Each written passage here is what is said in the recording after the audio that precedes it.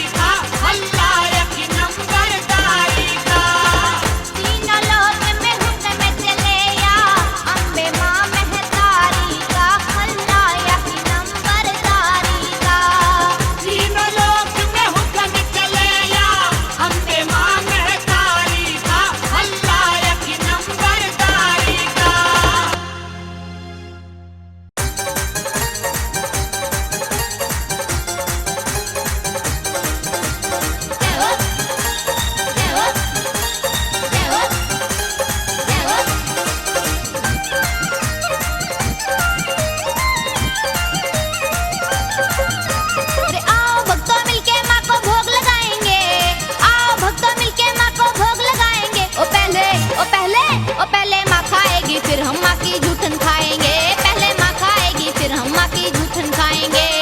आओ भक्तों मिलके माँ को भोग लगाएंगे। आओ भक्तों मिलके माँ को भोग लगाएंगे। ओ पहले पहले माँ खाएगी फिर हम माँ की जूठन खाएंगे। पहले माँ खाएगी फिर हम माँ की जूठन खाएंगे।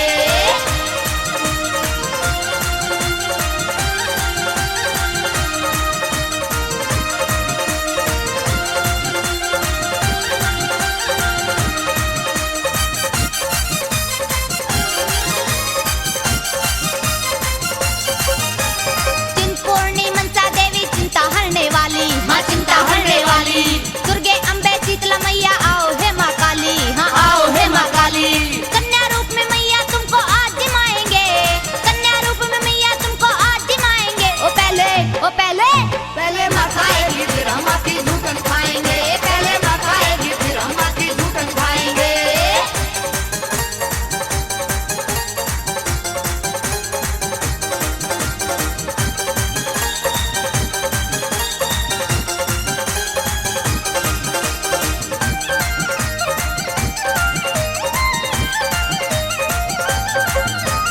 खीर और पूरी हलवा से मैया का भोग लगाओ। मैया का भोग लगाओ।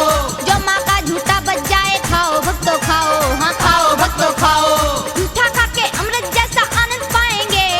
झूठा खा के अमृत जैसा आनंद पाएंगे। ओ पहले पहले माँ खाएगी फिर हम माँ की जूठन खाएंगे। पहले माँ खाएगी फिर हम माँ की जूठन खाएंगे।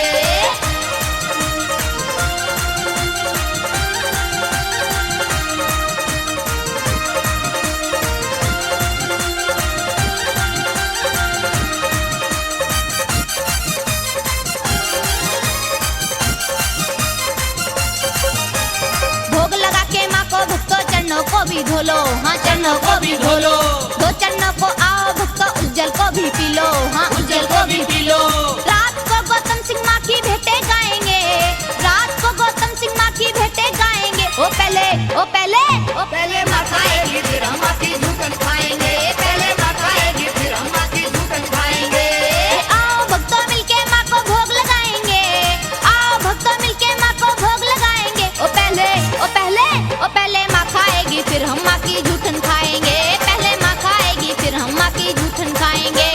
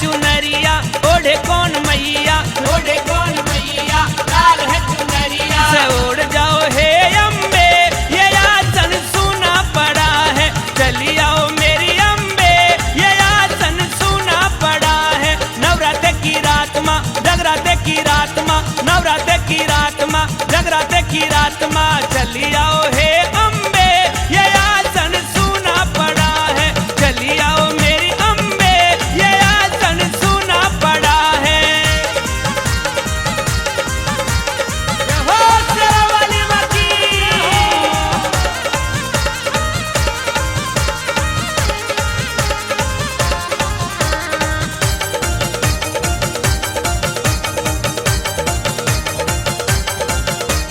देसी घी में ज्योति मैया तेरी यहाँ जलाई ज्योति यहाँ जलाई मैया ज्योति यहाँ जलाई ये लाए है सिंगार सभी माँ कमी कौन सी पाई कमी कौन सी पाई मैया कमी कौन सी पाई क्यों नहीं आती बेटों को रुलाती माँ बेटों को रुलाती क्यों नहीं आती काहो क्यों रुलाओ अम्बे ये आसन सूना पड़ा है चली आओ मेरी अम्बे ये आसन सूना पड़ा है नवरात्रि की रात माँ जगराते की रात माँ नवरात्रि की रात माँ जगराते की रात माँ चली आओ मेरी अम्बे ये आसन सूना पड़ा है चली आओ माँ अम्बे ये आसन सूना पड़ा है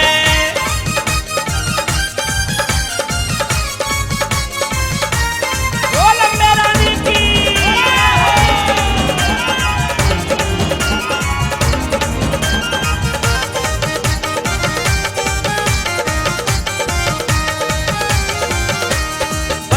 पच में मिठाई मैया मैं ले आया मैया मैं ले आया मैया मैं ले आया ए परिवार को कराई इकट्ठा जगराता करवाया महा जगराता करवाया तेरा जगराता करवाया कौन सिखाता माँ हमको बता माँ हमको बता माँ कौन सिखाता माँ ना कर खाओ अम्बे ये आसन सूना पड़ा है चली आओ मेरी अम्बे ये आसन सूना पड़ा है नवरात्रि की रात माँ जगराते की रात माँ नवरात्रि की रात माँ जगराते की रात मारी जली आओ मेरी अम्बे ये आसन सूना पड़ा है चली आओ मेरी अम्बे ये आसन सूना पड़ा है